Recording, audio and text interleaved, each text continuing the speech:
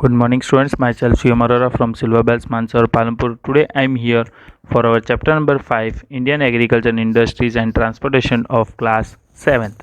Okay students, अब यहाँ पे हम इस चैप्टर में क्या देखने वाले हैं, जो इंडिया के अंदर एग्रीकल्चर है, इंडस्ट्रीज है और जो हमारा ट्रांसपोर्टेशन है उसके बारे में हम पढ़ने वाले हैं। अब फर्स्ट सबसे पहले हम थोड़ा इंट्रोडक्शन पार्ट देख लेते हैं हमारा इसका। The India is an agriculture country. हमें पता है इंडिया क्या है स्टूडेंट, एग्रीकल्चर कंट्री है। About 70% of the people are engage in agriculture activities. अब जो 70% जो हमारे पीपल्स है वो क्या है, एग्रीकल्चर से रिलेटेड है, मीन्स एग्रीकल्चर एक्टिविटी करते हैं सारी की सारी। And the prosperity of the country is based on the development of the agriculture. और जो सारी प्रॉस्पेरिटी होती है हमारी जो एग्रीकल्चर की, वो किसके ऊपर डिपेंड है, हमारी एग्रीकल्चर के ऊपर डिपेंड है। अब स्टूडेंट्स, जो डिफरेंट टाइप ऑफ जो क्रॉप होते हैं और जो हमारे ग्रो होते हैं इंडिया के अंदर, आपको पता है जो आज हमारे जो इंडिया के अंदर आप मोस्टली आप देखते होंगे जो क्रॉप्स ग्रो होते हैं सारे जो okay, and the crops grown are useful either for the food और द इंडस्ट्रीज। अब जो क्रॉप्स होते हैं वो किसके लिए होते हैं, फूड जो हम खाते हैं वो, और साथ ही साथ जो हम इंडस्ट्रीज़ के अंदर जो हमारे को मिलते हैं वो। Okay, The agriculture has prospered by the leaps and the bounds after independence. Now India is guiding the developing nations in the industrial technology. अब स्टूडेंट्स, अब जो हमारा पहले जो इंडिया क्या था, एग्रीकल्चर पे मोस्टली बेस्ड था, पर आज के टाइम पे क्या हो रहा है, जो हमारा इंडिपेंडेंस जो बढ़ रहा है उससे क्या हो रहा है, साथ ही साथ हमारा जो इंडिया है वो डेवलपिंग नेशन बन रहा है। साथ ही साथ जो इसकी इंडस्ट्रियल और जो टेक्नोलॉजी वो भी उसकी लेवल हाई हो रही है दिन भर। Dear students, you have already studied about the Gujarat agriculture.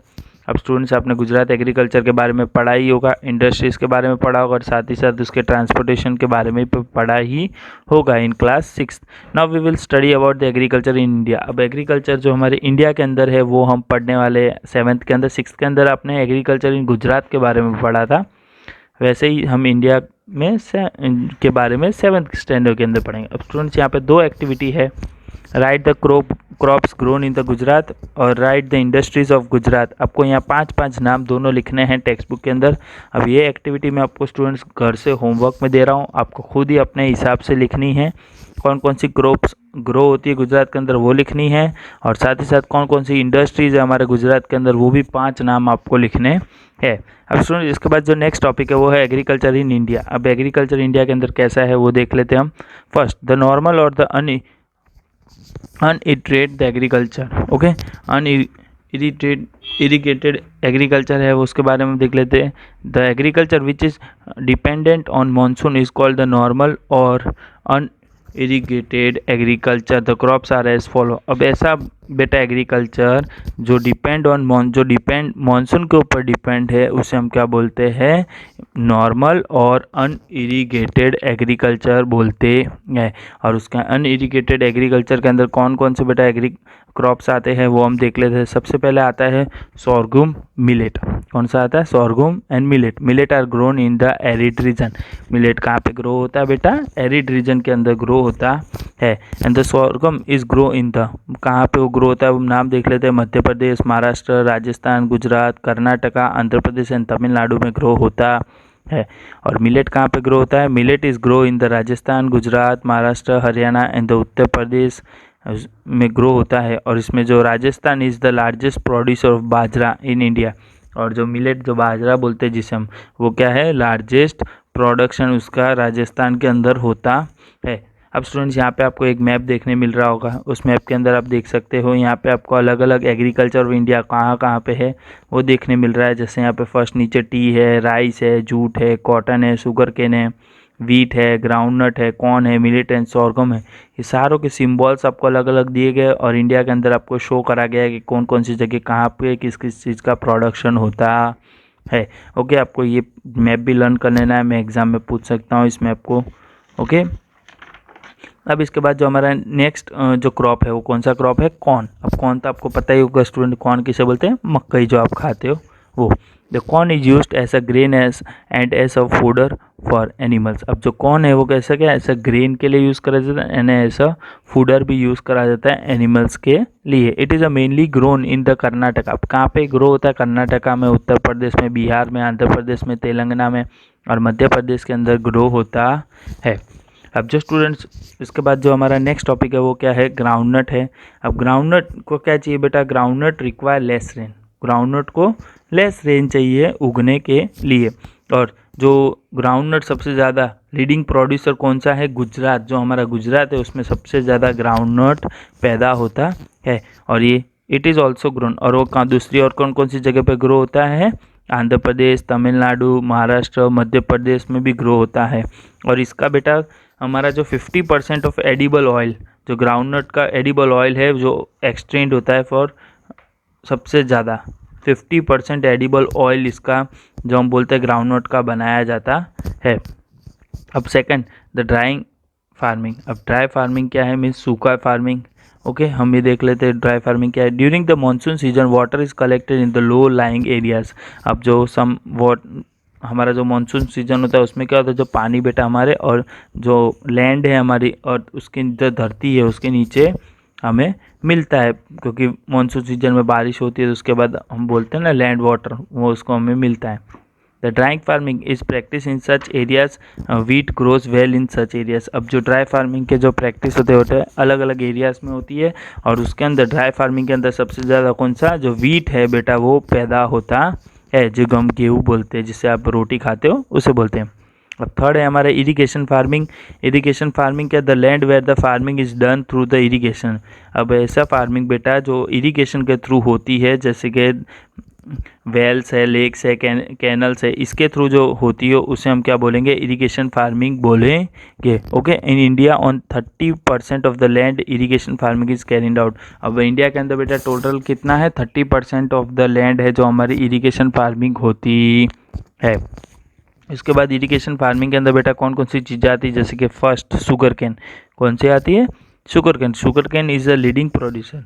अब सबसे ज़्यादा जो हमारे वर्ल्ड के अंदर जो को होता है, कहाँ पे, शुगर केन इंडिया के अंदर होता है। तो hot and the humid climate is a favourable for sugar cane. अब शुगर केन के लिए बेटा जो हॉट और ह्यूमिड जो गर्मी चाहिए वो सबसे कंफर्टेबल जो क्लाइमेट है वो कहाँ का, हमारे इंडिया के लिए कंफर्टेबल है। और शुगर केन कहाँ कहाँ जो प्रोड्यूस होता है वो हम देख लेते हैं। Sugar cane is grown in the Punjab, Gujarat, Uttar Pradesh, Andhra Pradesh, Maharashtra, Telangana, Haryana and Tamil Nadu में ज़्यादातर प्रोड्यूस होता है शुगर केन। अब इसके बाद जो सेकंड है कॉटन। अब कॉटन कहाँ पे होता है, the cotton crops takes 6 to 8 months to get ready. Cotton crop सबसे ज़्यादा बेटा टाइम लेता है, 6 to 8 months लेता है ग्रो होने के लिए। The sky should be clear when it is a harvest. अब वो जब हम हार्वेस्टिंग कर रहे होते हैं तब हमारा स्काई कैसे एकदम क्लियर होना चाहिए। इट इज़ मेनली ग्रोन, और कहाँ पे ग्रो होता है वो, गुजरात में, महाराष्ट्र में, आंध्र प्रदेश में, हरियाणा में एंड पंजाब के अंदर ग्रो होता है कॉटन। अब उसके बाद जो हमारा थर्ड क्रॉप है वो कौन सा है, जूट क्रॉप है। Jute crop takes 8 to 10 months to get ready. अब जूट है बेटा वो भी हमारा कितना टाइम लेता है, 8 to 10 months लेता है। The harvest stream of the jute fibre is first tried together and soaked in water to soften. अब इसको क्या कहते हैं, जो हार्वेस्ट स्ट्रीम होते हैं बेटा उसको, जूट को, फाइबर को फर्स्ट अच्छे से बांधा जाता है टाइट टुगेदर, और उसके बाद उसको वाटर के अंदर सोक किया जाता है। The fibre are the strips from the stalks in the long stands and wash in the clear and running water. और इसको क्या कर रहे थे, जो उसके फाइबर्स होते हैं स्ट्रिप्स, उसको स्टॉक्स किया था लॉन्ग स्ट्रैंड्स पे, और साथ ही साथ पे जो रनिंग वाटर होता है उसके अंदर उन्हें धोया भी जाता है। Then they are the hung up और the spread on the thatch roof to dry. और फिर उनको क्या करा जाता है, जो उनको ऊपर जो रूफ होता है उसके ऊपर रखा जाता है और उनको वहाँ पे सुखाया जाता है। फिर jute is the ground in the, और ये जूट कहाँ पे उगता है, वेस्ट बंगाल है, आसाम है, बिहार है, उड़ीसा है एंड उत्तर प्रदेश है भी है एक स्टूडेंट जो जहाँ पे ग्रो होता है। ओके, और इसके बाद जो हमारा फिफ्थ वाला है क्रॉप वो कौन सा है, paddy. Paddy is an important crop of India. Paddy क्या है बेटा, इंपॉर्टेंट क्रॉप है हमारे इंडिया के लिए। It is the stable diet of most of the Indians. अब पैडी ऐसी चीज़ है बेटा जो स्टेबल डाइट है जो इंडियंस के लिए।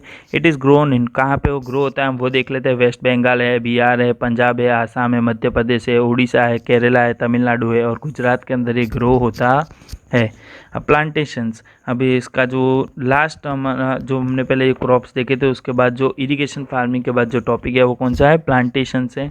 कौन कौन से हमारा प्लांटेशंस होते हैं क्रॉप के अंदर वो भी देख लेते हैं। When certain crops are grown in the garden method and take care of as a garden. अब ये जो क्रॉप्स होते हैं किस तरह के, ये गार्डन होते हैं बेटा, वहाँ पे ग्रो करा जाता है, और इस जैसे हम गार्डन की केयर करते हैं वैसे ही इन सब क्रॉप्स की भी हमें केयर करनी पड़ती है। और उसे हम क्या बोलते हैं, जो जिस तरह गार्डन की तरह जिस तरीके से हम केयर करते हैं उस चीज़ को हम क्या बोलते हैं, प्लांटेशन बोलते हैं।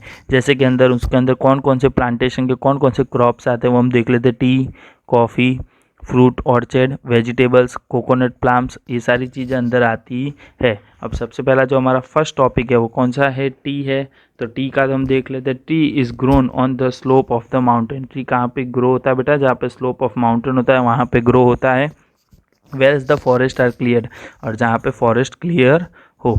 The water logging near the roots of the tea plants is harmful for the plantation. अब जहाँ पे वाटर लॉगिंग हो वहाँ पे अगर उनका रूट्स के लिए वो बहुत ही टी प्लांट्स के बहुत नुकसान कारक है प्लांटेशन के लिए।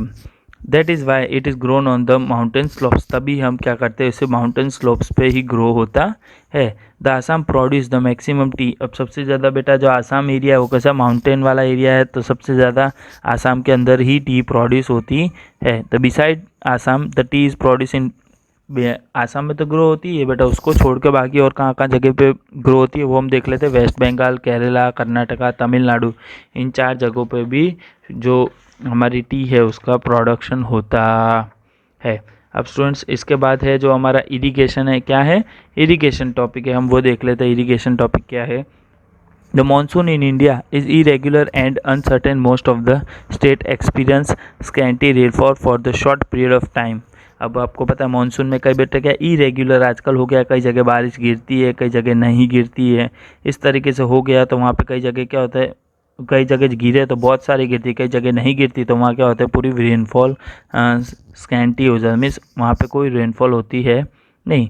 Due to the uncertain rainfall more than one crop is rarely grown on the entire portion of the land. अब बेटा ये अनसर्टेन ग्रोथ के वजह से क्या हो गया है बेटा हमारा, कि इसी के वजह से कि मोस्टली कि हम कोई चीज़ का ग्रोथ नहीं कर सकते, कि कोई भी सीज़न हो या हो तो हम एक ही सीज़न में कोई एक क्रॉप ही ग्रो कर सकते हैं। Hence to the increase agriculture production irrigation is necessary. अब बेटा जो एग्रीकल्चर इंक्रीज होता है उसके वजह से क्या होता है, इरिगेशन जो प्रोसेस होती है वो हमारी बढ़ जाती है, और हमें इरिगेशन जो प्रोसेस है प्रोडक्शन है उसकी नेसेसरी चाहिए ही चाहिए। अब उसके बाद क्या है, हमारे नेक्स्ट टॉपिक है इंडस्ट्रीज़। अब इंडस्ट्रीज़ में बेटा 3 टाइप की इंडस्ट्रीज़ है, cottage industries, small scale industries और थर्ड है हैवी इंडस्ट्रीज़। अब सबसे पहले हम जो पढ़ेंगे कॉटेज इंडस्ट्री पढ़ेंगे। अब इंडस्ट्रीज़ जैसे मैंने आपको बताया, industries are classified into 3 types of basic of investment, number of employees and the quantity of production. इन 3 चीज़ में बटी हुई है, किसमें, सबसे पहला है इन्वेस्टमेंट, सेकंड है number of employees and third है द क्वांटिटी ऑफ प्रोडक्शन। उसमें फर्स्ट है कॉटेज इंडस्ट्रीज़। अब कॉटेज इंडस्ट्रीज़ क्या है वो हम देख लेते हैं। When the people make things at home in which the investment is very low like increase stake, papad, furniture, pickle, extra call the cottage industries. अब बेटा कौन सी इंडस्ट्रीज, कॉटेज इंडस्ट्रीज जैसे कि जिसमें लो इन्वेस्टमेंट करनी पड़ती है, जैसे इंसेंस स्टिक्स हो गया, पापड़ हो गया, फर्नीचर हो गई, पिकल अचार की हो गई, इसे हम बोलते हैं कॉटेज इंडस्ट्रीज बोलते है। अब जो नेक्स्ट इंडस्ट्रीज़ है वो कौन सी है, small scale industries. Okay, small scale industries में कौन कौन सी चीज़ें आती है। Small scale industries consist of the factories, some machinery, some workers and in which investment is more than the cottage industries. Okay, अब जैसे कि जो स्मॉल वर्कर्स की काम हो, स्मॉल मशीनरी की कोई चीज़ हो जहाँ पे इन्वेस्टमेंट बहुत ही कम कॉटेज इंडस्ट्रीज तक ही लगे, जैसे कि in small scale industries toys हो गया, टीवी हो गया, रेफ्रिजरेटर हो गया, प्लास्टिक आइटम्स हो गए, इसे हम स्मॉल स्केल इंडस्ट्रीज बोलते है। और थर्ड जो ऐसा हमारा heavy industries. Heavy industries are the industries in which the big factories, big machineries and the large number of workers work. इसे हम बेटा हैवी इंडस्ट्रीज बोलेंगे। So it is called the heavy industries. जैसे कि it industries iron होगी, steel की होगी, motor car की होगी, कोई सीमेंट की हो गई, इस तरीके की इंडस्ट्रीज हम बोलते हैं। अब स्टूडेंट यहाँ पे आपको मैप दिए गए हैं, अलग अलग आपको देखने मिल सकती है इंडस्ट्रीज, जैसे कॉटन क्लॉथ है, आयरन स्टील की है, woollen textile, cements, paper, jute, sugar, petrochemical, chemical, fertiliser, कहाँ कहाँ पे चीज़ें आई हुई है, ये सारी चीज़ें आपको देखने मिलेगी। ओके स्टूडेंट्स, ये था हमारा जो हैवी इंडस्ट्रीज़ का पार्ट। अब हैवी इंडस्ट्रीज़ में टोटल स्टूडेंट 8 टाइप की इंडस्ट्रीज़ आती है। कौन कौन सी इंडस्ट्रीज़ है वो हम आगे जो नेक्स्ट पार्ट है उसके अंदर ही पढ़ेंगे। आज के लिए इतना ही। Okay students, thank you.